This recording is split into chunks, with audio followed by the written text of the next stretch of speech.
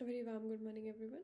Today, the topic that I want to talk about is rising energy imports and oil dependency of India. India imports nearly 85% of its crude oil, making it one of the world's largest energy importers.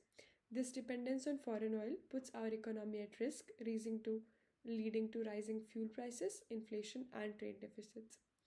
So today we'll discuss how and why is India reliant on oil imports, how it affects our economy, and most importantly the solution that we can use to implement with a timeline. Now let's understand this problem and get some historical context. India's reliance on import oil is not new. It dates back to the post-independence era. In the 1950s and 60s, India struggled with energy shortage and relied on coal-based power. Let's talk about some historical context now. First is the 1973 oil crisis. The Arab oil embargo led to skyrocketing fuel prices worldwide, hitting import dependent nations like India. In 1991 economic crisis, a foreign exchange crisis forced India to liberalize its economy, but it also increased oil consumption with rising industrialization. And most recently, the 2022 and 2008 oil price shocks. These global oil price spikes due to financial crisis and geopolitical conflicts like the Russia-Ukraine war led to fuel inflation and economic instability in India.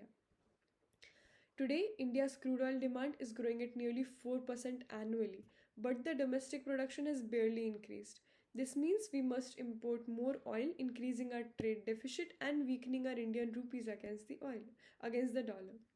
Now, what is the impact of this oil dependency? The first is the rising fuel prices.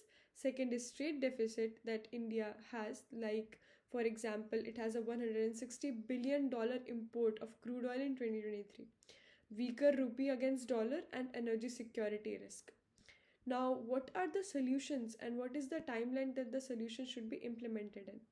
First is reducing immediate dependency, which is a short term solution which approximates to 0 to 3 years.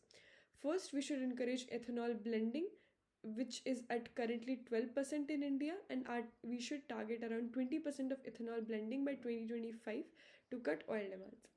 The CNG and LNG expansion for vehicles, increasing adoption of CNG vehicles in big cities like Delhi and Mumbai, where the infrastructure for CNG and LNG vehicles is quite good and constantly improving. Encouraging public transportation and ride sharing, and lastly, fuel efficiency norms and green energy mandates. What can be the medium term solution? This will be a timeline of 3 to 7 years. The purpose and the main goal of this medium term is to transition to alternative energy sources. We should boost domestic oil and gas exploration in developed, untapped oil and gas reserves like Rajasthan, Assam, and offshore regions. We should start scaling electronic vehicle nationwide. We need to expand charging stations in all the major cities of our country. We should provide subsidies for electronic two vehicles and buses to increase adoption. We need to aim for at least 30% of EV penetration by 2023 in India, which could cut oil demand significantly. We also need to promote rail and waterway freight transportation, which is currently at 65, currently as 35%, whereas 65% of the freight moves via road using diesel-powered trucks. Lastly, what can be the long-term solution, which is the timeline of 7 to 15 years?